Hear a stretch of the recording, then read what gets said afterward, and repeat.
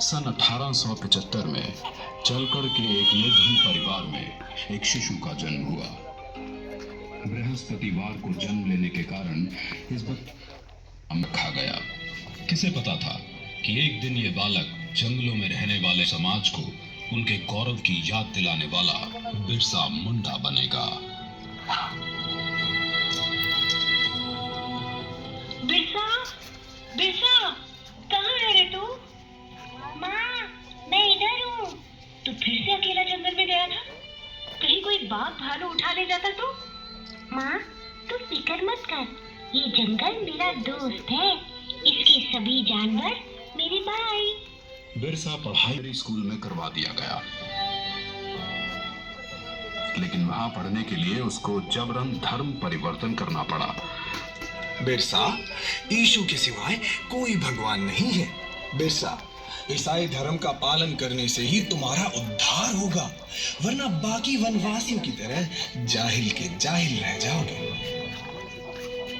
जैसे जैसे बिरसा बड़ा होने लगा, वो अंग्रेजों के अत्याचारों से परिचित हुआ और समझ गया कि अंग्रेज उनसे उनके जंगल छीनना चाहते हैं और ईसाई पादरी जंगल में रहने वाले सभी हिंदुओं को ईसाई बनाना चाहते हैं। आपको हमारी मदद करनी होगी ताकि हम जबरन सभी आदिवासियों को ईसाई बना सकें। ये सब देख बिरसा ने ईसाई धर्म को त्याग दिया। हम आदिकाल से इसे आए हैं। ये जंगल हमारे हैं। धर्म परिवर्तित करके अंग्रेज हमसे हमारे जंगल नहीं छीन सकते। भाइयों, अंग्रेजों के सामने मत झुको, आत्मसम्मान के लिए खड़े हो। बिरसा के अनुयायी गांव-गांव में जाकर बिरसा की इस शिक्षा का प्रचार करने लगे। उसके कहने से वनवासियों ने अंग्रेजों को लगाम देना बंद कर दिया। ये सब देख अंग्रेजी हुकूमत दिल में ला गई और उन्होंने बगावत भड़काने के जुर्म के लिए बिरसा को 2.5 साल की कठोर कारावास की सजा सुनाई। लेकिन बिरसा का आंदोलन अब रुकने वाला नहीं था। न वनवासियों ने लगाम दिया, न बेगारी के छूटने पर सारे वनवासी उसके गांव में इकट्ठा हो गए। बिरसा की क्रांति की पुकार से अब वक्त आ गया है जब हम अपनी जमीनें अंग्रेजों से वापस लेंगे और एक नए सतयुग का आरंभ होगा। हम इस धरती के पुत्र हैं और यहाँ हमारा राज होगा। बिरसा गांव-गांव घूमकर अंग्रेजों के खिलाफ मोर्चा बढ़ाने कमान से मारो। अंग्रेजों के ऊपर भारी पड़ने लगे।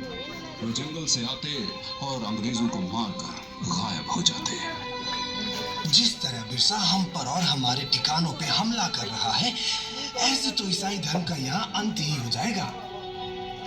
बिरसा वनवासियों को ईसाई बनने नहीं देगा। हम बिरसा के सिर पर भारी इनाम रखेंगे।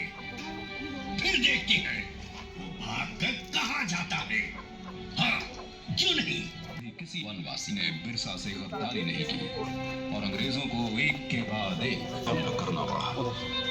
एक बार जंगल में खाना बनाने के धुएं से अंग्रेजों को बिरसा के ठिकाने का पता चल गया। सभी वनवासी सरदार बिरसा समेत पकड़े गए और उन्हें सख्त कारागार और पैरों में लोहे की बेड़ियां डाल उसे एक छोटी सी कोठरी में बंद कर दिया गया। उन्होंने उसके खाने में आर्सेनिक नाम का जहर डालकर उसे मरवा डाला और दुनिया को ये बताया कि वो हैजे से मर गया। अपने धर्म और देश की रक्षा के लिए शहीद हो गया। 25 साल में इतना कुछ करने वाला कोई आम नहीं हो सकता और यही कारण है कि बिरसा मुंडा को भगवान का अवतार माना जाता है।